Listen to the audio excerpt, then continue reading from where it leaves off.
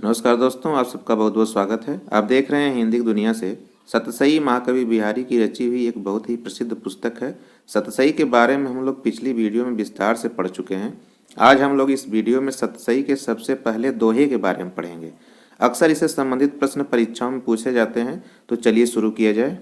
इंसान जब कोई नया काम करता है तो सबसे पहले भगवान को पूजता है।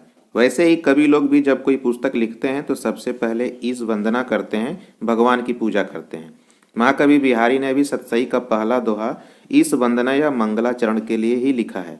चूंकि बिहारी राधा वल्लभ संप्रदाय में दीक्षित थे, इनके गुरु का नाम नरहरि दास था। बिहारी का संबंध किस संप्रदाय से है? राधा वल्लभ संप्रदाय से है। और इनके गुरु का नाम क्या था? इनके गुरु का नाम नरहरि दास था।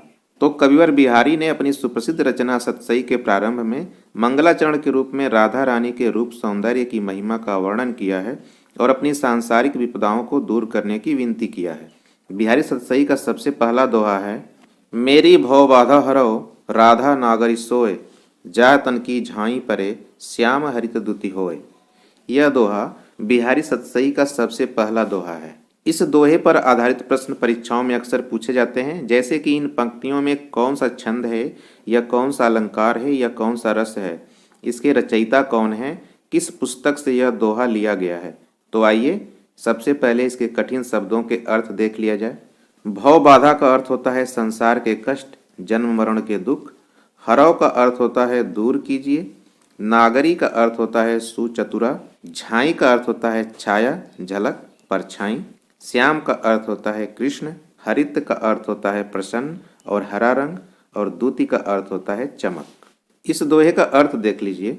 कवि बिहारी अपनी आराध्य राधा जी से विनती करते हुए कहते हैं कि जिनके स्वर्णिम आभा वाले सुंदर अनुपम गोरे शरीर के प्रतिबिंब मात्र के स्पर्श से ही, छाया पड़ने से ही भगवान कृष्ण की श्याम आभा भी हरे रंग की हो जाती है, वही चतुरा या बुद्धिमती राधा जी मेरे संपूर्ण सांसारिक कष्टों को दूर करें।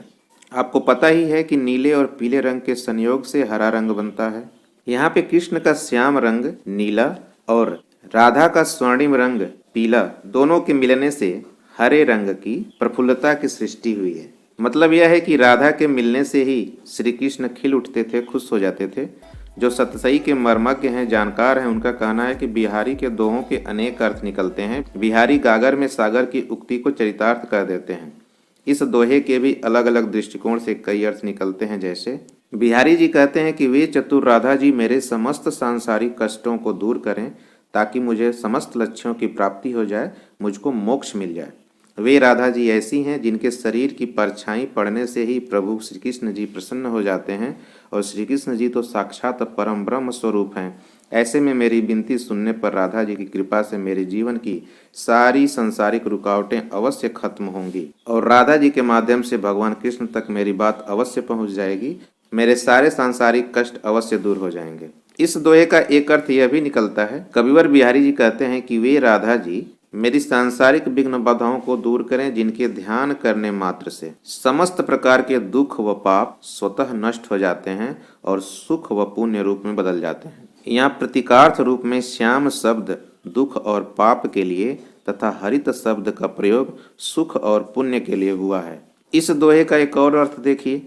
कवि बिहारी जी कहते हैं कि राधा जी का गोरा शरीर स्वर्णिम आभा बिखेरने वाला है, जिसकी कांति या चमक प्रभु श्री कृष्ण के श्याम वर्ण पे पड़ती है तो वे भी हरित युक्त अर्थात हरे रंग की आभा वाले हो जाते हैं। ऐसी चतुर राधा मेरे संपूर्ण सांसारिक बाधा को दूर करें।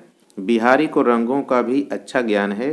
पीले रंग के साथ नीला रंग मिल जाता है तो हरा रंग बन जाता है, यह उनको जानकारी है। अब आइए इस दोहे की विशेषताओं पे एक नजर डाली जाए। यह एक मंगलाचरण है और इसमें राधा की आराधना की गई है। किसकी आराधना की गई है? राधा जी की आराधना की गई है, और राधा और कृष्ण के युगल स्वरूप का उल्लेख किया गया है।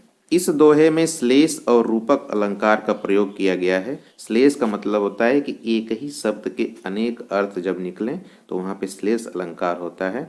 और परीक्षाओं में अक्सर इन पंक्तियों को लिख करके पूछता है कि इसमें कौन सा अलंकार है। भव बाधा में रूपक अलंकार है। इस दोहे में ब्रज भाषा का प्रयोग हुआ है। इस दोहे में किस भाषा का प्रयोग हुआ है? ब्रज भाषा का प्रयोग हुआ है। हरित दूती यानी कि हरा होना इस मुहावरे का सुंदर प्रयोग हुआ है और साथ ही साथ बिहारी की जो काव्य प्रतिभा है और भाषा पर उनका जो अधिकार है, दोनों का परिचय इससे मिल जाता है। बिहारी सतसई के बारे में एक वीडियो हमारे चैनल पर उपलब्ध है, जिसका लिंक नीचे आपको डिस्क्रिप्शन बॉक्स में मिल जाएगा, अवश्य देखिए। अब एक प्रश्न आपके लिए, इसका उत्तर आप लोग कमेंट बॉक्स में दीजिए। प्रश्न है कि बिहारी सतसई किस भाषा में रची गई है? पहला विकल्प है खड़ी बोली, दूसरा विकल्प है ब्रज भाषा, तीसरा विकल्प है अवधी और चौथा विकल्प है भोजपुरी। तो दोस्तों, उम्मीद है कि यह वीडियो को पसंद आई होगी। वीडियो अगर पसंद आई है तो लाइक कीजिए, कमेंट कीजिए और वीडियो को शेयर कीजिए। और अगर आप हमारे चैनल पर नए हैं तो हमारे चैनल को सब्सक्राइब कीजिए। सब्सक्राइब करने के बाद बेल आइकन को प्रेस करना मत भूलिएगा, ताकि न्यू वीडियोज़ के अपलोड होने की सूचना आपको तुरंत मिले। मिलते हैं अगली वीडियो में, तब तक के लिए नमस्कार। आपका दिन शुभ हो।